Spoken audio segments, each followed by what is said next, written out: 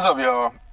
So, before I get into this live reaction of the chapter, I just kind of want to talk about the previous chapter, and I'm gonna try to sort this out by the beginning of it is gonna be like my review of chapter 422, and then I'm gonna move on to chapter 423. But it was a couple things I wanted to talk about the previous chapter, right? Now, I was excited, right? I was excited about what type of tests is this Jin gonna have Arthur go through, and how is it gonna be different from all the rest of the tests. So to me, I already thought like, okay, it probably won't be any fighting, but he made it seem like it was gonna be something like he's never experienced before or something like that. And I was surprised. I was kind of surprised at how it ended up being, him going into like the Jin's past and taking over the bodies from the different memories that he wanted him to see. And basically what I got from reading the chapter, was that he wanted to get Arthur's, I guess, his view of the Jin, like to better understand them and the decision that they made, whether or not he's going to judge them for it. And, just kind of, his own ethics and, what his morals are as far as like what he would do. Like, would he do the same thing if he were them? And so I guess he just wanted to get, his understanding of, these situations that happened in the past and how he would handle them. The question about, his understanding of ether is a little bit strange because it didn't really go into it anymore. Like, it kind of like, he gave the question and he said that what would he do? He'll build the walls and whatnot. And then he was like, oh, violence again. And then he kind of moved on to the guy being persecuted for using ether, I guess, in some sort of hostile way. But, I mean, it was definitely interesting. It was definitely interesting for sure. I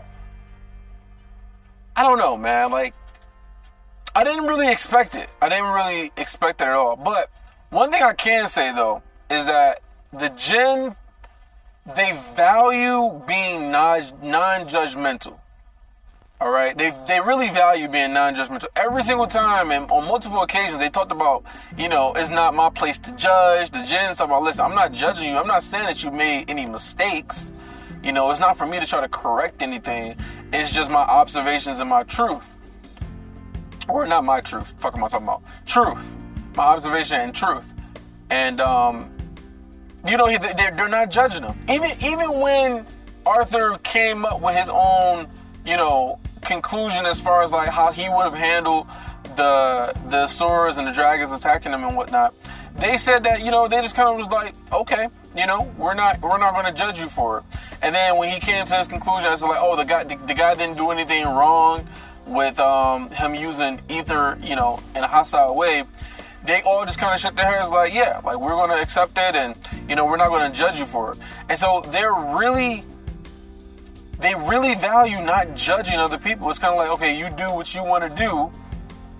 You do what you think is best, and we're not going to judge you for it. So I think a big key part was Arthur understanding that it's not his place to judge them for the decision that they made. They did what they thought was best at the time. He won't do the same thing, but they did what they thought was best. And so I thought that was a big factor into like just the whole non-judgment thing. Like they don't judge. They don't judge you. They don't judge people for what they do, how they live. I guess they try to better understand it, but they're not going to judge you for it. So I thought that was really interesting. But I did make a couple other notes. So the conversation between Arthur and Kessis, right? I mean, basically, he comes to the same understanding that Agrona does when it comes to the Asuras and the reason why they can't grow.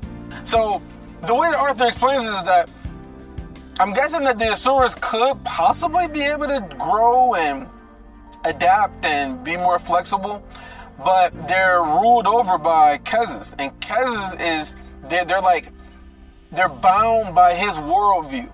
And because he won't change his worldview, they can't change either, which makes them incapable of being able to gain better insight of ether. Does that make sense? Because that's kind of how I viewed it and I understood it. So that's the same thing that Agrona says. You know, that humans, they're capable of changing. They're capable of adapting. You know, they're malleable. Or the Asuras, they're like, no matter how strong they get, no matter how strengthened their body becomes, they're still limited by their inability to adapt, their inability to change. So it's kind of interesting that Arthur comes up with that exact same conclusion that Agrona does, which means that Arthur is getting that much more, or that much closer to just understanding things, possibly to even further extent than Agrona, who spent thousands of years doing research. Meanwhile, Arthur's been doing this for what, like a year, maybe? I mean, ether is all new, so maybe like a year, 6 months with the whole understanding ether.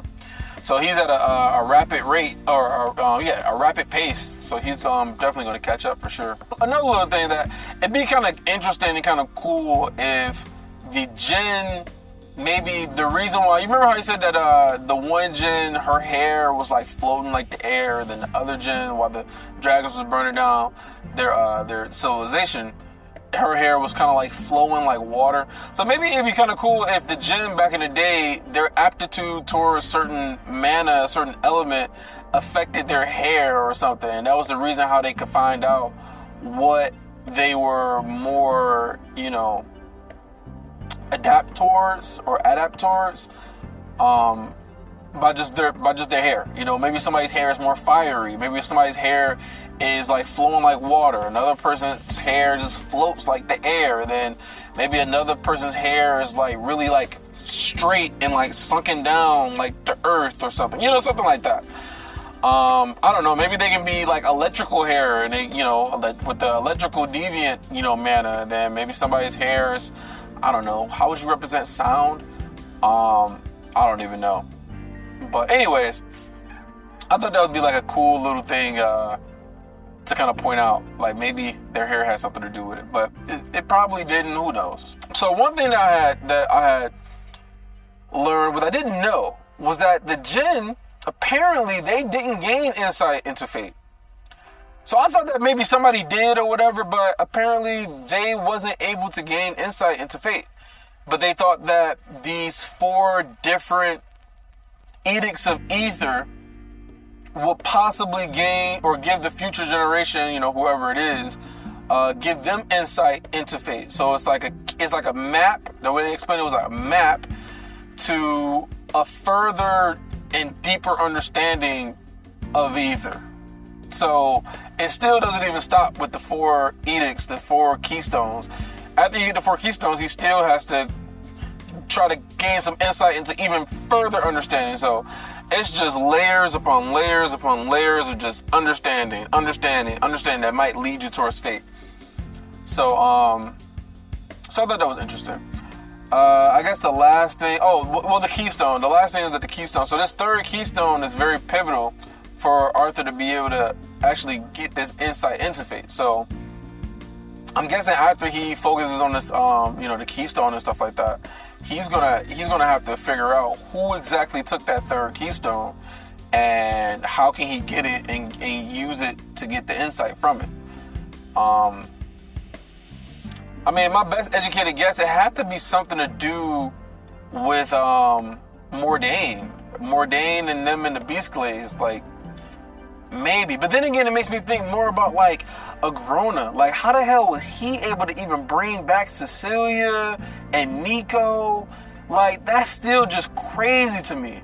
So I don't know, man. It kind of seems like it could possibly be Agrona, and maybe that's what gave him the insight to be able to bring them back from the other world or something.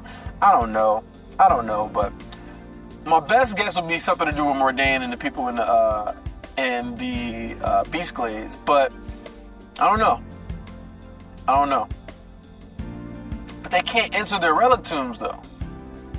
So who could have done it? I don't know. But what's my other note that I put in here? God step. Okay, so basically his whole better understanding of God step is that he thought that God step revealed hidden paths, but it doesn't reveal hidden paths. It actually just shows, I guess, like the interweavings of the in-between world that Ephiodus and the relic tombs are, because we found out that Ephiodus is actually another dimension that's separate from, the physical world that the dragons created. The same way that the Jinn created the relic tombs, the dragons created Ephiodus, this whole new world, which is crazy. Like, how the hell were they able to do some shit like that? Which then begs the question of, can Arthur do the exact same thing?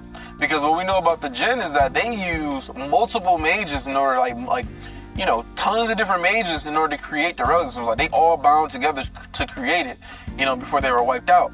So, I mean, maybe Arthur can create maybe like a smaller space. It won't have to be that complex and that big, but like a smaller space of some sort. Maybe he could potentially do that.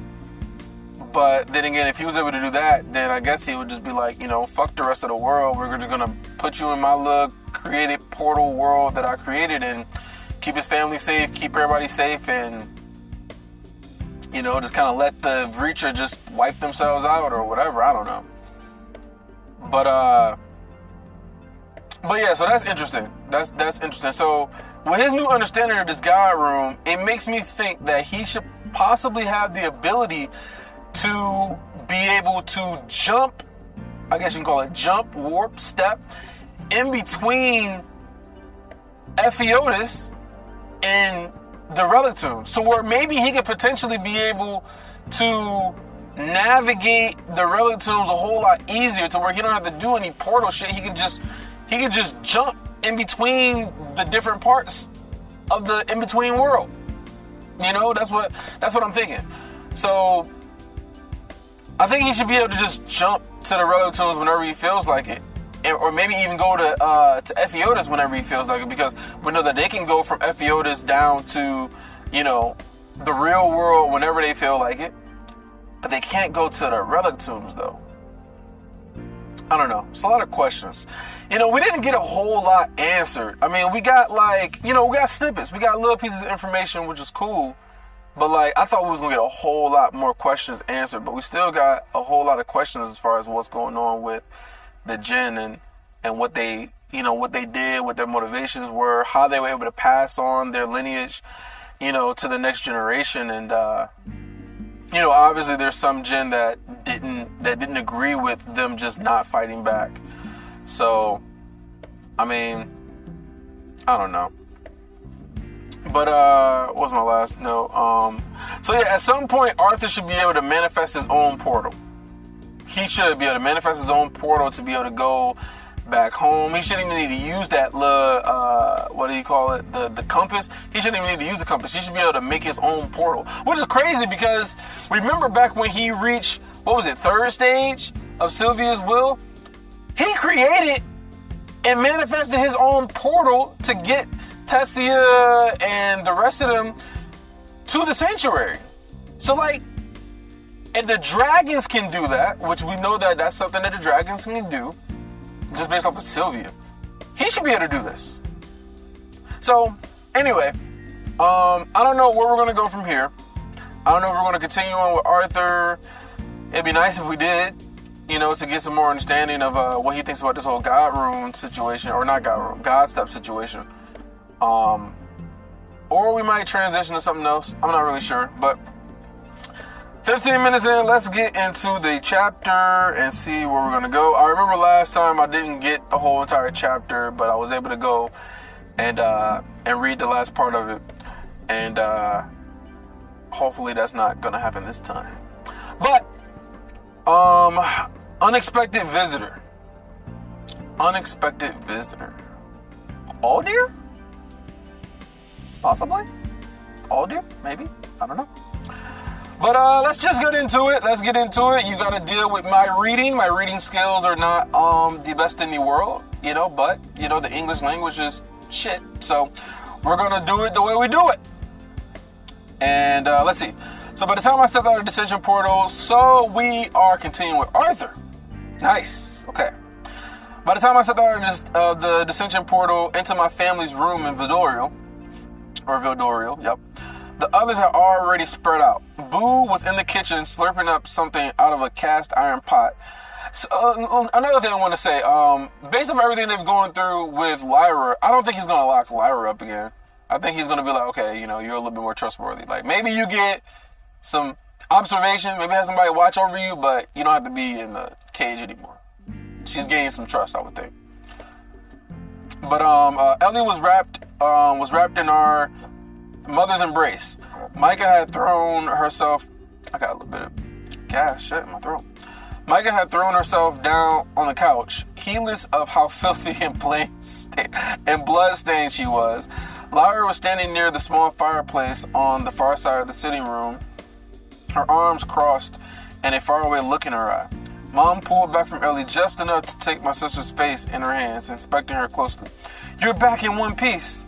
"Mom, you're embarrassing me in front of a retainer and a lance," Ellie complained, trying in vain to wriggle free of our mother's grasp. "I'm fine, I promise. I mean, okay, I did die like 10 times.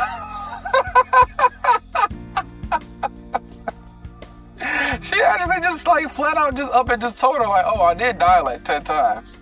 She's probably thinking to herself like, what on earth are you talking about dying 10 times? So I did die like 10 times, but what? Mom exclaimed, looking incredulously from Ellie to me, then back again. "She's clearly in one piece, like I promised," I said, giving my sister a warning look. When things didn't immediately quell Mom's furious worrying, I gave her a smile and pulled her into a hug. "How long were we gone anyway?" "It always feels much longer in the relatives."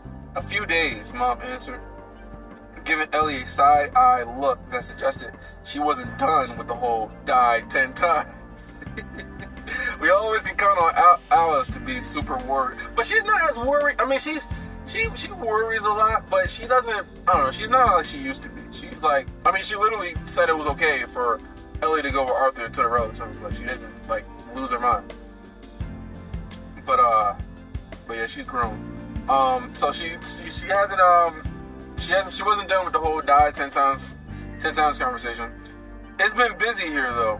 Lord Byron has been here multiple times, looking to see if you returned yet. Oh yes, I forgot. Kara's here. Apparently some very important visitor is waiting for you at the palace. And Gideon has been driving me a little crazy, if I'm being honest. He's absolutely desperate to study any advances Ellie has made. Oh, so maybe this visitor, he's talking about Kara. I wonder what his interaction with Kara going to be. I'm waiting for this. Yo. This is going to be nice. My sister collapsed into Mom's favorite chair and started to kick her boots up on a footrest. But she froze when Mom's brow shut up. With a strange smile, she eased the dirty boots off her feet and set them aside carefully. Then leaned back and put her feet up. He's going to flip out when he sees everything I can do. I bet he'll be so surprised his eyebrows will fall out again. I shook my head at my sister's antics, but was still focused on what Mom had said before. Who's this important visitor? Do you know anything? Mom sighed and shrugged her shoulders. No, the general didn't tell me much, just insisted that you be sent to the palace immediately upon your return. Her mouth pressed into a thin line, revealing her irritation. I told him I may be your mother, but I wasn't going to order you about. I mean, for somebody to be ordering Arthur around is kind of just pointless at this point. But Arthur respects everybody, so he's willing to listen. I told him I may be your mother, but I wasn't going to order you about. I also reminded him that you'd likely be tired and in need of a good home-cooked meal after, I've heard this word before. Blah, blah, blah. Trespassing, or, no, not, okay. Here's the English language, okay? I don't know all of it. Let me hear. Trapes. That's not right. That's not right. Trapes. Anyway, trapacing? Anyway, a around for who knows how long, and the mom, I said, laughing lightly, it's all right, thank you. I'll go see him immediately. I turned to my companions. Micah, you're free to do as you wish. Ellie, you should clean yourself up and get some rest. Don't let Gideon pressure you, but track him and Emily down when you're ready to debrief them on the ascent. Aye, aye, Captain, she said sarcastically, saluting me with 2 fingers at her temple. General, Micah muttered sleepily. And me, Regent Lewin? Regent, she's the only person that calls him Regent. Lyra asked, letting her arms fall and standing straighter, an edge of defiance in her posture. Will you be escorting me back to a prison cell? The tension hung in the air like an electric charge. It would have been the safe thing to do, of course. Disabling her core, putting her on trial for her crimes, would have been completely justified. I mean, yeah, I guess it's justified, but like, Arthur does things a little bit differently, though. She will always be remembered as the Alacrian who paraded the corpses of Dacathan's kings and queens from city to city while praising the Virtual Clan for their kindness and goodwill. So you can rest? No, I'm not letting you off that easily. I stated, I'm sending you beyond the wall to check on your people. See what they need. Consider it both punishment and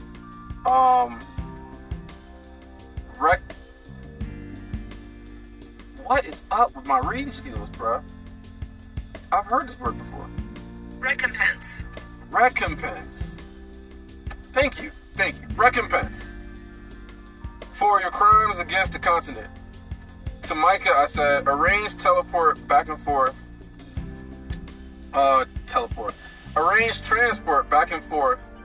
Lyra, let me zoom this shit in so I can see a little bit better. Okay, I can't zoom in too much. Back and forth. Lyra, the High Blood Dryad, is free to move within the Eleanor, Waste, and Vildorio. Wait, let me reread this shit. So she's talking to Micah. To Micah, I said, arrange transport back and forth.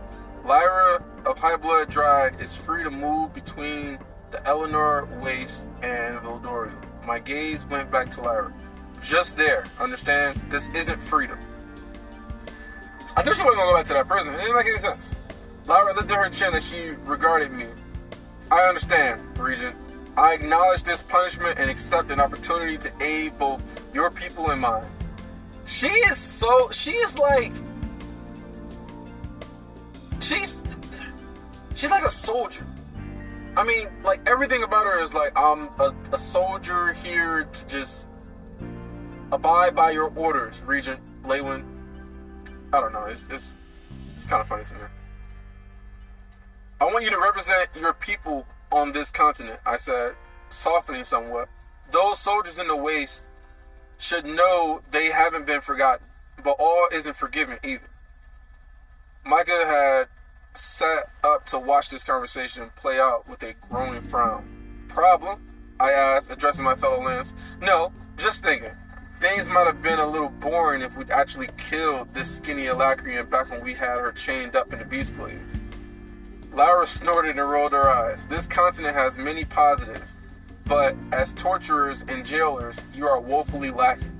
Yeah, she would know. She pursed her lips thoughtfully. I suppose this is not a bad thing, though. The two devolved into familiar bickering as they headed for the front door of my mother's rooms. Just before it closed behind them again, Lyra met my eye. She gave a small bow, then let the door close. Okay, so that's where they're gonna kind of just end things. So she's gonna go and check on the people that's in Eleanor, the Waste, the remains of Eleanor that Arthur ended up sending them to. So she's gonna check on them, make sure they're all, doing what they're supposed to do. But okay, let's just get to Kara, bro.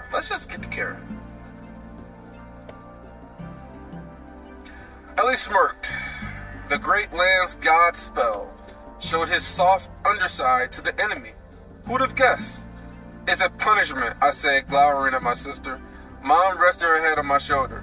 With all your many responsibilities. This is crazy. Like, how old is Arthur at this point, like, Ellie's like, what, 14, 15? Arthur's like 3 years older or some shit like that. So Arthur's got to be like 18, right? 18 or 19. And the way that they're treating him, just like, all your responsibilities. So much power, so much responsibility. Anyway, she rests her on her shoulder. With all your responsibilities, you may have an image to uphold to the public. But it's just us here. No need to put up a facade in front of your family. Ellie broke into a fit of giggling, but I ignored her as Mom pulled away from me and headed through the kitchen arch. She had a shimmy around Boo, who took up nearly the entire room. Do you want anything to eat, or will you be rushing off right away? I considered ignoring Byron's request for at least an hour or two so I could spend some time with her, but the fact that he had come here to our home multiple times in my absence made me uncomfortable. I should go, I said, hopefully. I'll be back shortly. I wouldn't mind something hot to eat if you can reclaim your kitchen. If there's any food left in it when I do, you mean? Alright, cause Boo and Ellie's gonna probably eat all this shit up. She said, standing on her tippy toes to see over Boo's back. Go on then, the world might fall apart if it goes without you for an hour, but your family will hold itself together. Man, so even Alice, she kind of got jokes too. Just being really lighthearted about all this. Speaking of food, I'm hungry too. I can use some good food to eat. Waving, I headed towards the door. On the way, I carefully kicked the footrest out. He hasn't even like analyzed his God room. He had to analyze the new Keystone. He's just quick in a hurry. Where am I? On the way, I carefully kicked the footrest out from under my sister's feet, making her sink halfway out of the chair. Hey, she grumbled, flicking a spark of mana at me that sizzled away against the ether cloud around my skin. I laughed and opened the door. Art? I looked back. Ellie wore a serious expression, despite the slight flush to her face. Thank you, for letting me come with you and protecting me and stuff. It was really cool. It was really cool, okay? That's all you can say. It was cool. Love you too, Elle.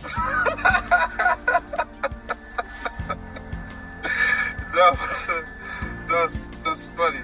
She even told him that. I remember she used to tell him that she loved him when he was young. When she was young. But yeah, I don't think she said it. That's funny. I answered with a knowing wink, then left. The hike through the Earthborn Institute was uneventful. You've been quiet, I noted of Regis as I walked. Normally, he liked to get out of me as soon as he could, but he had remained in wisp form near my core since before the last ruin. I was just thinking, he noted, his tone more serious than usual. This world is fucked up. Yes, the world is fucked up. I scoff. It really is, isn't it? Memories of the Jinn trial played behind my eyes, lingering on the city in frames. Just makes moments like this with your family, with Kara back in Alacria, all of it a bit better. Wait. He says, I scoffed. It really is, isn't it? Memories of the Jinn trial played back behind my eyes, lingering on the city in flames. Just makes moments like this with your family, with Kara back in Alacria. All of it a bit better. All I could do was agree, and we continued on in silence. At the Earthborn Institute gates, I looked up and down the highway at the crowds of people. Yeah, the highway? Down the highway at the crowds of people. My passage always drew attention. But at the moment, I had no desire to be the object of their stares. Instead, I channeled ether into Godstep. A web of interconnecting violet lines appeared, overlaying the city before me, each one connecting 2 points to create a network that seemed to connect every point to every other.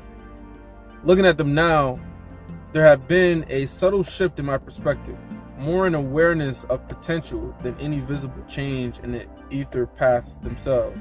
When I had learned to stop just seeing the paths and to hear and sense them under 3 steps tutelage, I have felt like a significant paradigm shift in my insight. Now I felt compelled to do more than simply see and hear them. I wanted to grasp them. Okay.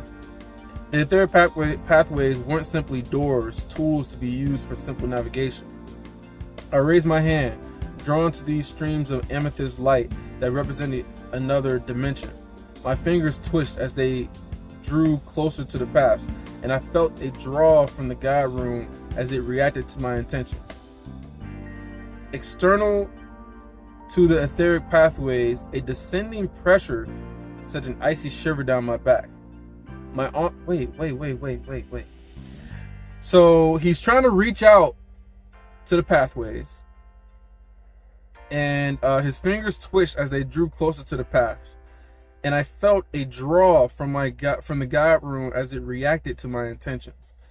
External to the etheric pathways, a descending pressure sent an icy shiver down my back.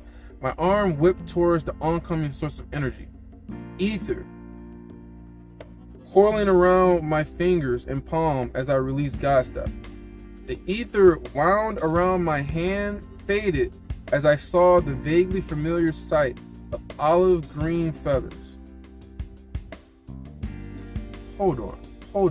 Let me not move too fast. So he reached out to the etheric pathways because he wanted to grasp them now, because his new understanding, his new insight. His arm whipped towards the oncoming source of energy. So some pressure.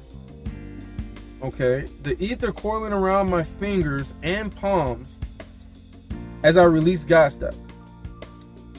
The ether wound around my hand, faded as I saw the vaguely familiar sight of olive green feathers. Olive green feathers. A veer? I remembered this owl had been the bond of Cynthia Goodsky. Whoa! This fucking owl is coming up now? This owl had been the bond of Cynthia Goodsky, director of Zyra's Academy, but he'd vanished after her imprisonment and eventual death. I've been waiting for your return, the owl said, bobbing his horned head as it landed on a post. Wait, okay, hold on for a second. Let me try to understand this. So, did Arthur use God Step and go to a different dimension? Because it didn't seem like that. It didn't seem like that's what happened. So his fingers twitched as they grew closer to the paths. I felt the draw on the God rune as it reacted to my intentions. External to the etheric pathways, a descending pressure sent an icy shiver down my back. My arm whipped towards the oncoming source of energy. So it's the oncoming source of energy. Ether coiling around my fingers and palm as I released God Step. So he released it. So he jumped. The ether wound around my hand, faded as I saw a vaguely familiar sight of the olive green feathers. Okay, so the owl had been waiting. I've been waiting for, so he did. He God Stepped somewhere and the owl showed up. The owl said, bobbing his horned head as it landed on a post. So you can speak, I said. Most bonded animals could communicate with their tamer, but very few could speak to anyone else. You're the one who's been waiting for me? You're confused? Avier said. I think it's Avier. I understand my appearance hasn't been expected and you might be hesitant. I raised a brow. Hesitant? Suspicious? Either works. Avier's head tilted. Okay, let me try to do it. Maybe this owl isn't an owl or a beast. Maybe this owl has some sort of connections to the Beast Glades and what's his name? Mordain. Maybe this owl has some connections to Mordain. Avier's head tilted as he regarded me with wide, intelligent eyes. To get straight to the point, Aldir has sent me. He has connections to Aldir? Oh my god. What? Okay. I didn't think that this is how it was going to go. So maybe Aldir is waiting in the Beast Blades and he's like, Arthur, come find me. Oh my god. So, okay. Let's see. Aldir, wait. Aldir has sent me. I sobered instantly, but the mention of Aldir's name only raised more questions. You were Cynthia's bond. Why are you working with Aldir? I asked, voicing the most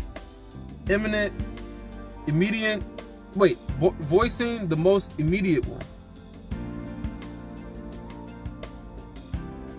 The owl ruffled its green feathers. I am not, but I have been waiting too long already. Arthur, I need you to come with me. We can discuss more on the journey. Wait, he just got back! No, he gotta meet Kara!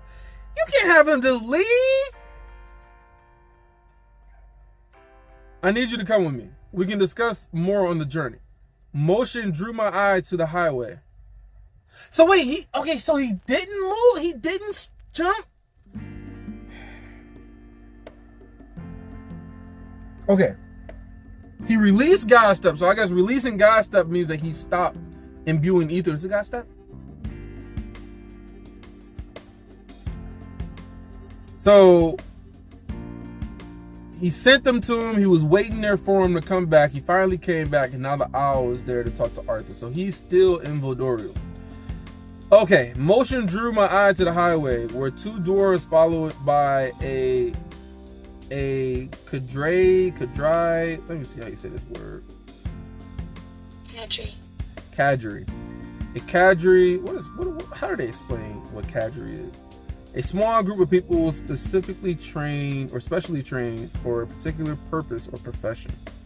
Okay, small group of people that's specially trained. All right, two doors followed by a cadre of guards were rushing toward us. Looking more closely, I recognized Lord Deglun, Silvershell, and Carnelian Earthborn. I could only watch, mystified, as Carnelian waved off their guards as the two dwarven lords slowed to a quick walk for the last 50 feet. Both were breathing heavily as they arrived, bowing first to me and then to the owl. Deglun cleared his throat. Oh, Lord Avier, you left so quickly. We didn't finish our conversation. Before you leave, I would like to extend the respect of this great city and welcome you back into it anytime you wish. Not to be outdone, Carnelian added. Indeed, the Earthborn Institute. He waved a calloused hand to the gates behind us. Would be most interested in hosting you for a longer stay next time. There is much we could learn from one another, I believe. Avier's bushy brows rose as his head turned halfway around to face them.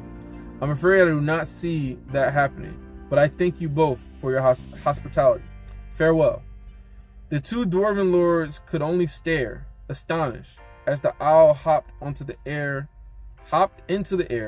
and fluttered to my shoulder. Leave through the third eastern gate. I believe that will take us most quickly to the surface. Considering, I realized I had no choice. If there was a chance to meet with Aldir, I had to take it. Addressing the dwarven lords, I said, please inform Virion, the other Lancers, and Alice Lewin that I'll be leaving the city for... I trailed off, raising my brows questioningly to the owl on my shoulder. A few days at least, it answered. Of course, Lance Carnelian said quickly. So, okay, man. I didn't expect this. I did not expect this at all. The owl shows up again? And is working with Aldir? But why wouldn't Aldir just show up? Maybe because the people hate him? I don't know. But this is definitely interesting.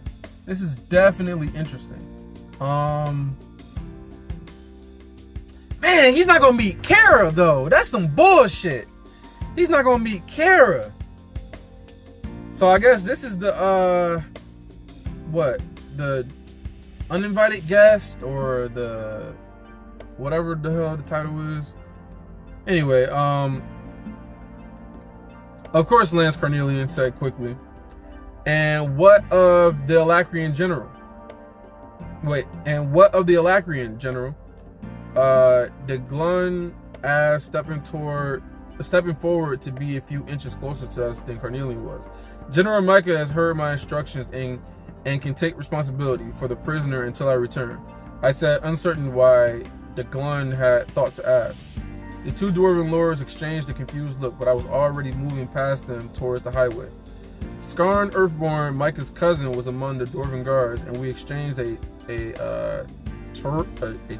man, these fucking words. A terse nod? What the hell is a terse nod? A terse nod? Terse. A terse nod. Sparring in the use of words abrupt. A terse statement. Abrupt statement? Okay. Like abrupt, I guess it's a synonym. Curiosity bubbled from my companion. I wonder where Aldir's been all this time. He's not exactly inconspicuous, is he?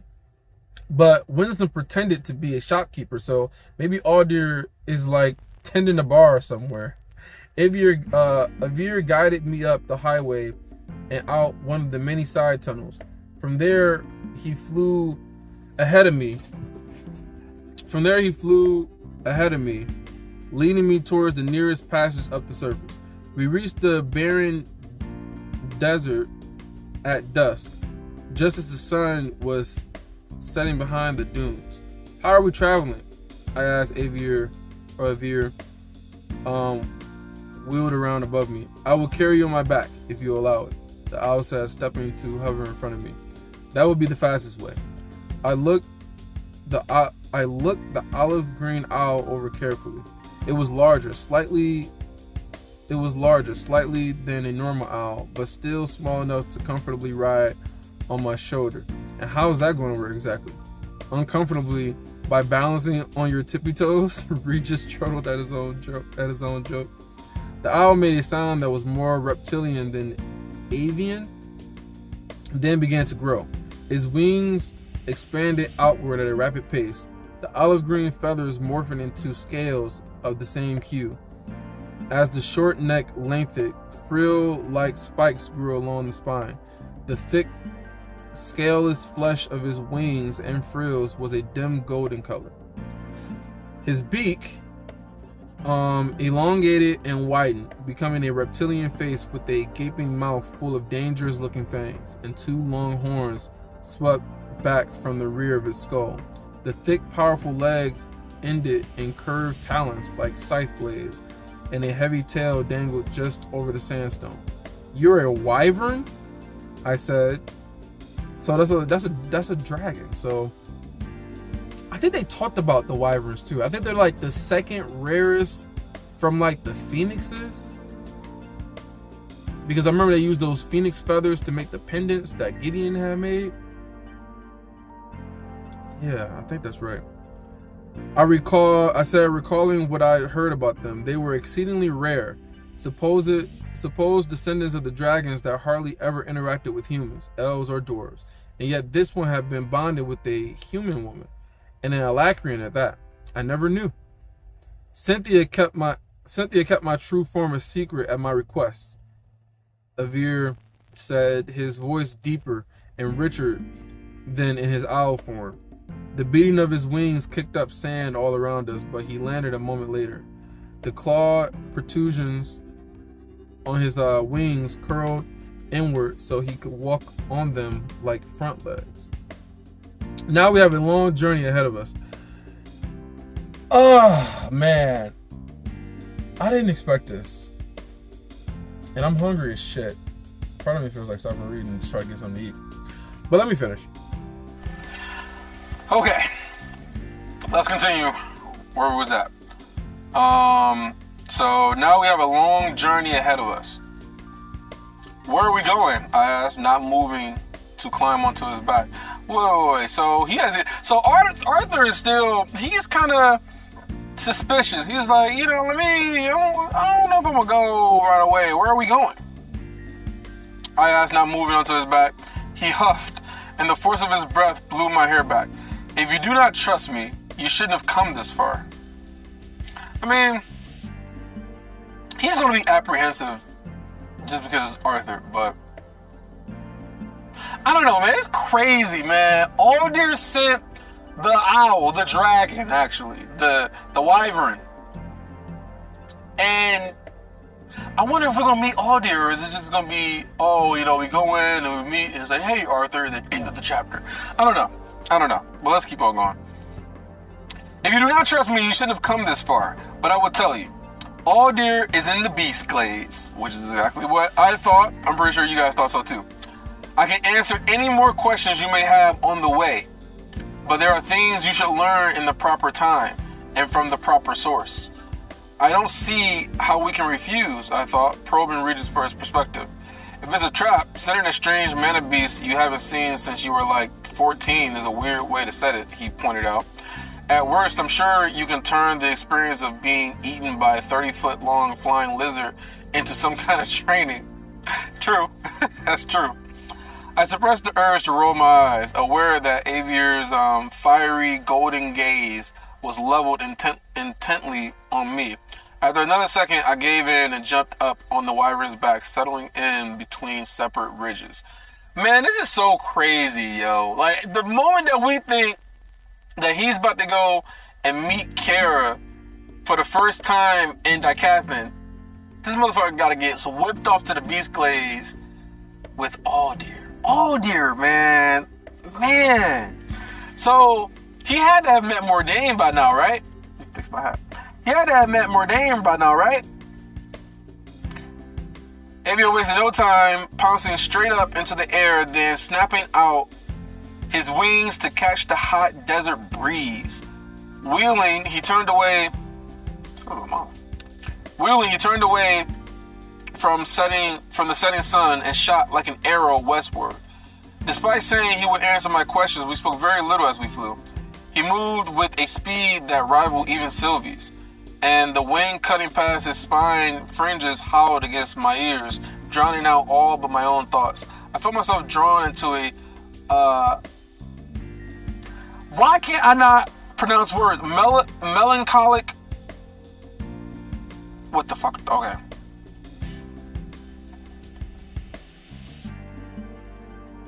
Reverie? Is that how you say this word? Reverie, I'm right. Melancholic reverie. Weird. The flight on Wyvern's back, drawing my recent failure. Listen, you guys haven't said shit about my reading that be going. I don't know. Sometimes I read really well, other times I don't. You guys haven't said shit about it, so you must have these problems too, or maybe you just don't want to judge me for it. I don't know, but I'm judging myself though. But I'm learning new words though. The flight on Wyvern's back, drawing my recent failure to bring Sylvie back to the forefront of my mind. I started paying more attention when we flew over the mountains into the Beast Glades. As the rocky slopes gave way to dense forest, I activated Realmheart, watchful of anything powerful enough to be a threat. The longer we flew, the more the landscape changed. We passed over barren, lifeless waste, putrid swamps, and glass-smooth lakes. We were headed into the heart of the Beast Glades, where S-class mana beasts have been scared. Even Ulfric Wanderer resided. Wait, am I reading this right? Where S-class mana beasts that had scared even Ulfric. Oh yeah, this kind of goes. This brings back about the chapter I just went over. 142. Yeah. 142, when Ulfric was talking about, the mana beasts and, how these beasts might be too strong and shit. Oh, that's funny. It kind of brings back to that. And I was just kind of getting refreshed by that. So you activated Realmheart, Baron Lifeless, blah, blah. Nothing bothered us, though. A fact I attributed to Avier himself. Cynthia's former bond surprised me once more, making me question how powerful he might actually be when he began playing off a tremendous warding aura. warning away any predatory mana beast that got too close. What have you been doing out here since Cynthia's death? I yelled over the wind, finally voicing a question I wanted to ask since Avier revealed his true form in Dar. While in prison, she released me from my bond, he answered, his voice carrying easily on the wind. She didn't want me to risk myself attacking the castle to free her. I think she had an inkling of her fate and didn't want me bound to her when it happened. At her request, I retreated into the beast glades.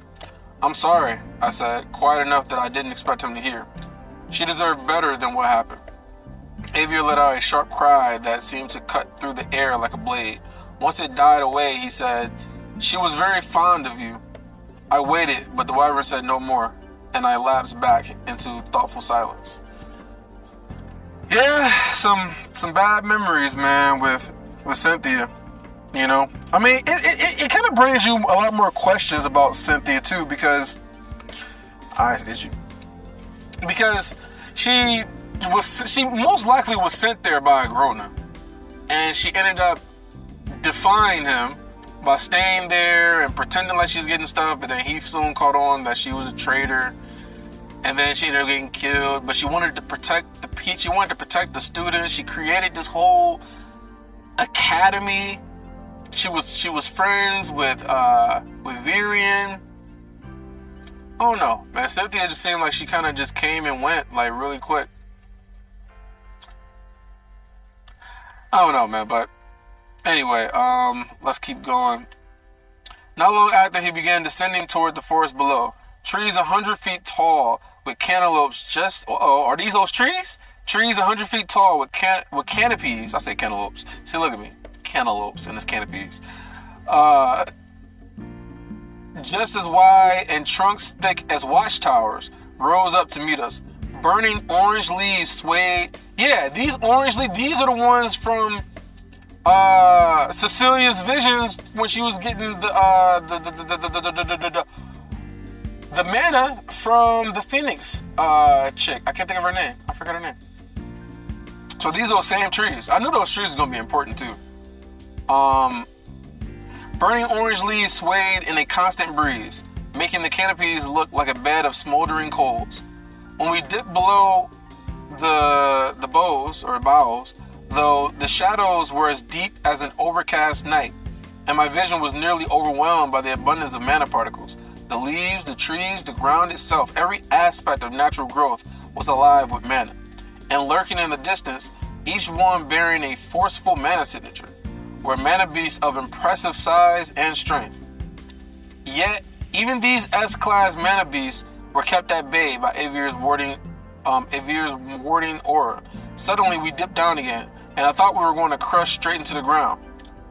A deep black shadow within the dim light under the canopy became clear only in the moment before we entered it, and Avier threw out his wings, catching a gentle updraft and hovering.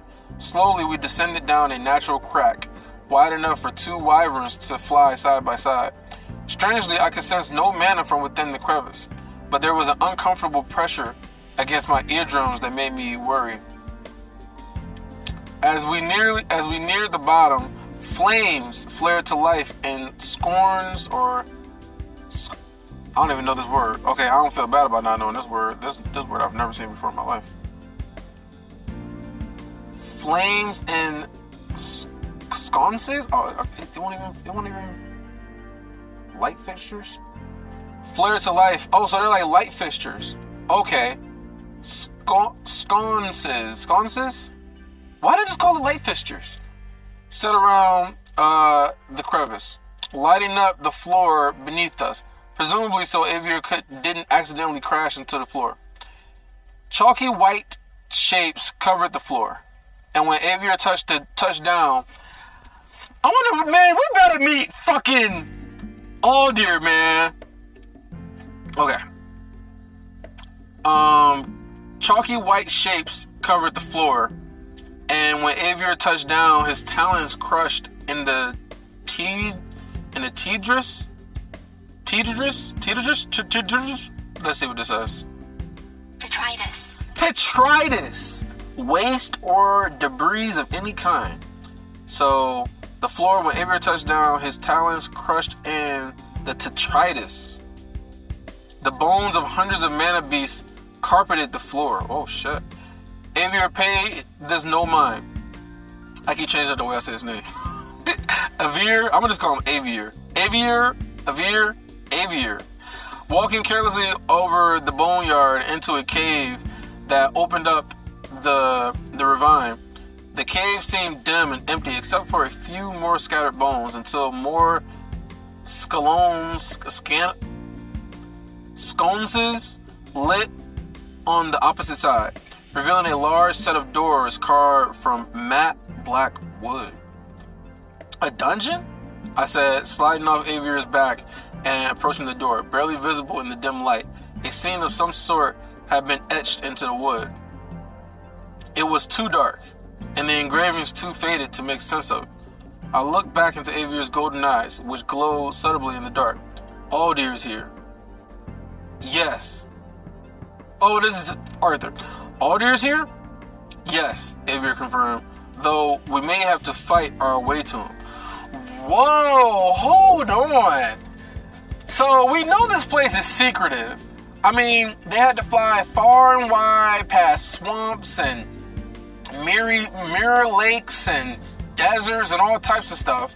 And then he ended up diving until he thought that was the ground and going into these crevices or whatever, flying on through there, warding off all these mana beasts.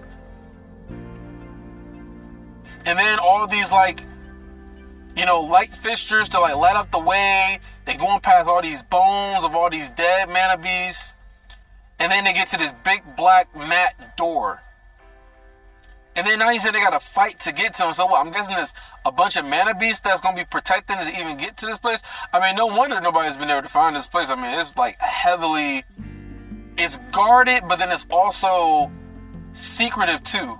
Where it seemed to be a lot more difficult to find than Sylvia back when she was hiding out too. That's crazy. I wonder if Sylvia knew about this. Maybe she met with them too. Maybe that's the reason why Sylvia betrayed Agrona in the first place and her dad and stuff like that, because she met Mordain. Maybe they had a good relationship. I don't know. We don't know a whole lot about Sylvia and what was going on with her. But anyway, a dungeon, Aldir's here. Yes, we may have to fight our way to him. Reaching out one wing, he sent a complicated series of mana pulses into the wood. A code or combination of some kind. The door swung open slightly. And the dungeon's, what the fuck kind of word? Fetid breath spilled over us, heavy with death and rot. Regis manifested next to me, the flames of his mane stiff like a wolf with its hackles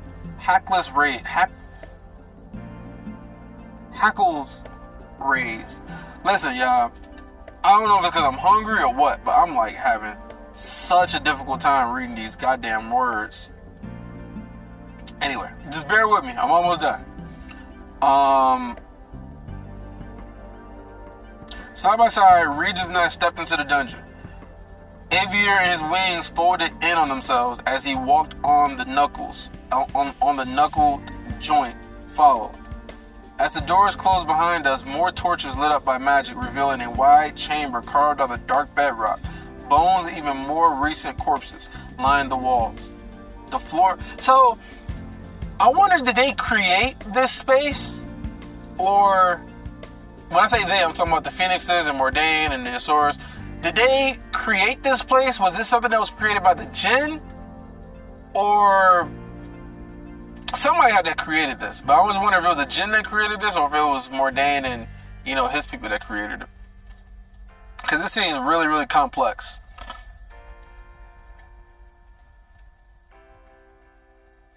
The door was caked with dark stains that cackled under your feet. That cackled under our feet.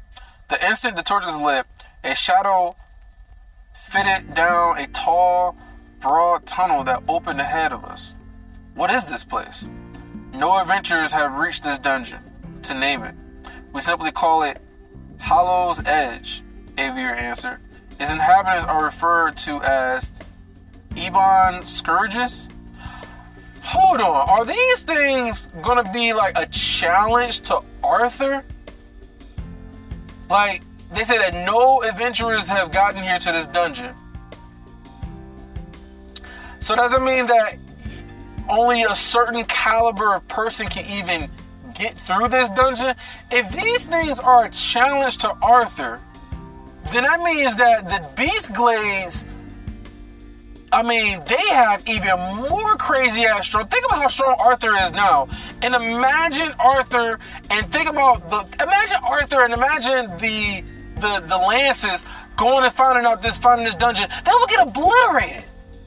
If these things are a challenge to Arthur right now, the Lances back when they were White Core, Arthur was young, if they found this place, they would have got obliterated. Like, that's crazy that the Beast Glades can have some of this shit that's this strong. But I don't know. That's all if these things are really that much of a challenge. Or maybe Aviar's gonna be surprised at how strong Arthur is. I don't know. Or Aviar might be like, oh, I thought these would be more difficult and you seem to be having, an easy time defeating these things. I don't know. Like, we'll see. Its inhabitants are referred to as Ebon Scourges. I expected to be back before the dungeons reset. Reset? But you were too long in returning. Oh, so it reset, so that means all the dungeons can reset? So that means all of the inhabitants, they're like all back again? There was an edge of weariness in Aviar's voice that made the hairs on the back of my neck stand on end. Something moved in the dark tunnel ahead of us. Stone crushed and a jet black mana beast, the size of a bear, charged out of the darkness. It ran on 4 muscular limbs like a gorilla, much faster than its size suggested. Its body was glossy black like obsidian, with a shovel-shaped eyeless head that jolted out in front of it like a weapon. 3 curving horns extended forward, 2 from the sides of the flat head and 1 from the bottom where a chin or lower jaw would normally have been. In between the 3 horns, a gaping mouth full of yellow teeth the size of daggers gleamed like a grim grin. It's definitely getting darker here. Aviar lunged past me, gliding on extended wings. One talon slammed down on the Ebon Scourge's neck, which was protected by bony protrusions that extended back from the top of his skull, half the length of his body. The mana beast, despite his size, was crushed to the ground under Aviar's weight, but his talons only scraped across the rock-hard exterior of the skull. Wings still extended for balance. Aviar used his free talon to rip at the Scourge's side and belly as it struggled against him, twisting enough to, we're just watching Aviar like take down this beast and see how strong he is. Twisting enough to get one huge 3-clawed hand around Aviar's ankle. Each claw was 4 inches wide and twice that in length.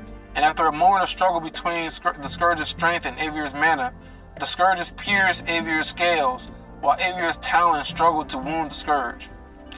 Ether took form in the shape of a sword, and I dug my heel into the floor. The world blurred as burst step propelled me to the mana beast. The translucent blade pierced a hole in his thick skull with a crunch. Even with a hole in his skull, the mana beast refused to relent. Damn, these things are something else. All right, let me get some light. I'm gonna get some light really quick because I'm a little bit too dark. Let there be light. Okay, so even with the hole in his skull, the mana beast refused to relent. Lashing an arm as thick as my torso like a battering ram. That's crazy, man. A hole in your head, in your torso, or the skull. A hole in your skull, and you still. But then it said it reset. That's so crazy. So what? They just magically manifest themselves or something after it resets? I drove my elbow down to block his attack, but the force of the impact threw me off guard. Regis was on top of it in an instant, with one of the horns locked between his jaws. I mean, that's just one of these things, and they're like not taking it down really easily. With one of the horns locked between his jaws, he twisted his head around. The Ebon Scourge, roared in defiance and rage, and Avior's neck snapped downward like a striking cobra. His jaws opened, and a stream of emerald flames poured onto the Scourge's open mouth. The mana beast trembled, its flesh crackling and fissuring. Fissuring? I think that's how I said it. Fissuring? Fissuring in several places, allowing tongues of green flame.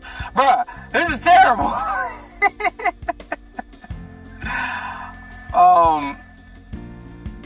Emerald flames, the beast trembled, flames to reach out. Avior's fire continued for several seconds before he relented.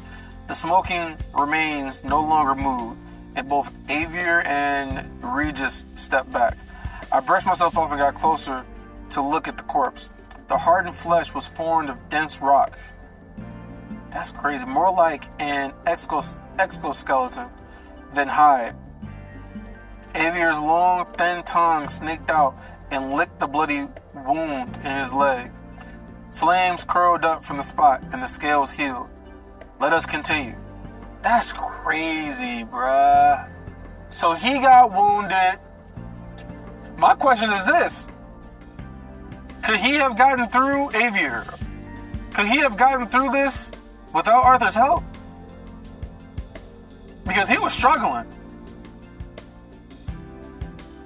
That's just one of these things, though. Imagine a dozen of them start attacking. That's crazy, man. So they got super high defense with their rocky, like rock dense exoskeleton body. They got this unrelenting rage that they start attacking even with a fucking hole in their skull. These are crazy. These are crazy. Where am I at? In the next section of the dungeon, we found a chamber that split off in 3 different directions. Ebon Scourge's corpses were scattered across the floor and piled against the walls. Some were shattered in half. The stone shells of others scored with deep claw marks. Claw marks. So maybe the phoenixes? Some were shattered in half. The stone shells of others scored with deep claw marks. One had a scourge horn stabbed through his throat into his skull, where it must have destroyed the beast core. Do these mana beasts often battle among themselves? I asked Avior, but his head was on a swivel, and he did not immediately respond. A hollow roar tore through the dungeon from the tunnel to our left, and we maneuvered into a defensive position. Reed is right beside me, his flames rearing, while Avior circled around to the other side. Acrid smoke rising from his jaws. Conjuring a new sword and fixing my footing, I waited as heavy, thumping footsteps resounded down the corridor. Except it wasn't the squat bestial silhouette of an Ebon Scourge that appeared. It was a hulking statue of a man that stepped into the low light, flanked by a bear-like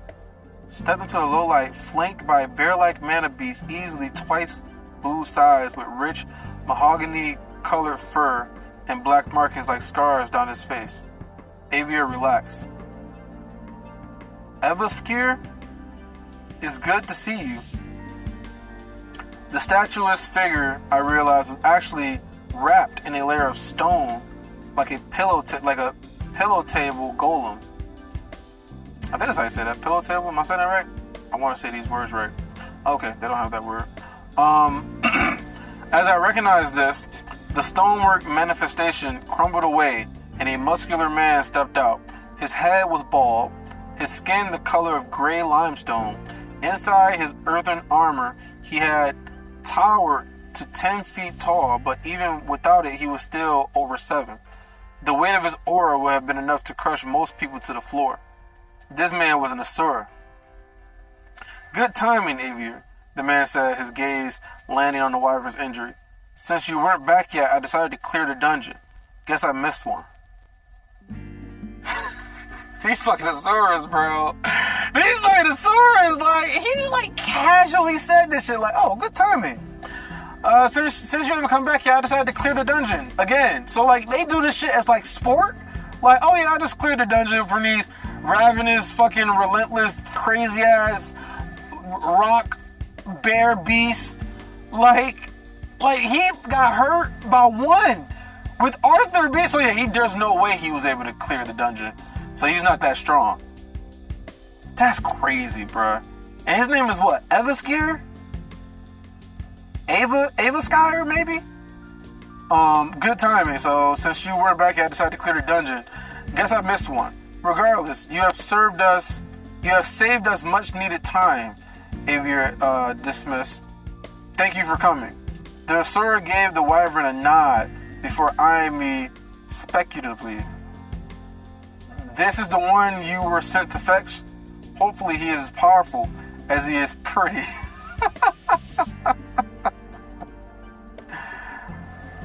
There's a reason I call him Princess. Regis chimed in with a lupine grin.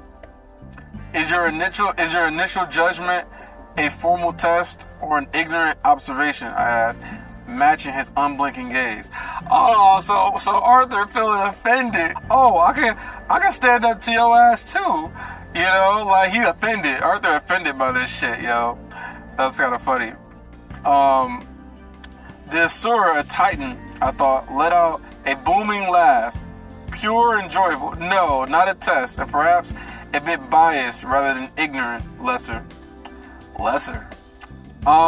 He gestured to his oversized bear companion, and it moved aside, making way for Avier, Regis, and me to pass. Come, let us leave the stinking wretchedness of these dungeons and return home. That's crazy, bro. That's crazy. That is crazy. Okay, so a lot happened in this chapter. A lot happened, man. So Ellie and Micah and Lyra, they got their assignments. Avier shows up out of nowhere talking about, Aldir wants us when Arthur was about to go meet Kara. And then he go and flies with Avier. And they go past all these deep areas of the... See, I thought it'd just be a hidden place in the Beast Glades. But, like, it got to a hidden place in the Beast Glades. Then you need some combination to open up some door, which I'm pretty sure Cecilia would probably be able to burst through or use mana or something like that to get through. And then once they get to the door, it's a dungeon. And then you got to deal with all these beasts. And apparently they reset. And so these beasts, like, a bunch of these beasts come out.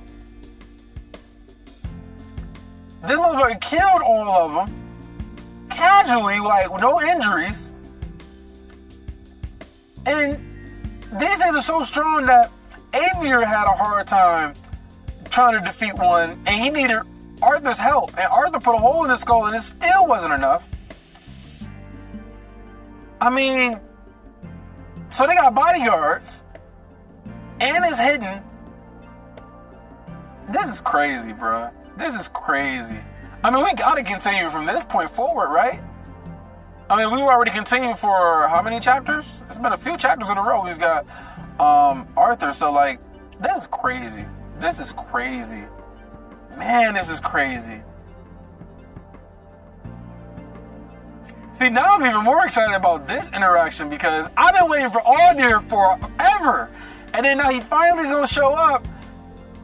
And you got the Asuras there, this other new Asura. Got like all these rock magic that is used to make a golem type of thing. This is crazy, bruh. Hopefully he's as powerful as he is pretty. That's crazy. Yeah, there's a reason why I call him Princess. That's so funny. But anyway, yo, this chapter was great. This chapter was great. Definitely not what I was expecting at all. Things are progressing. And so, man. Anyway, let me know what you guys thought about this chapter, man. Like I didn't know that they was gonna be that powerful, man. Like those things are crazy powerful. But anyway, like the video, and I'll check you guys out in the next one. Peace.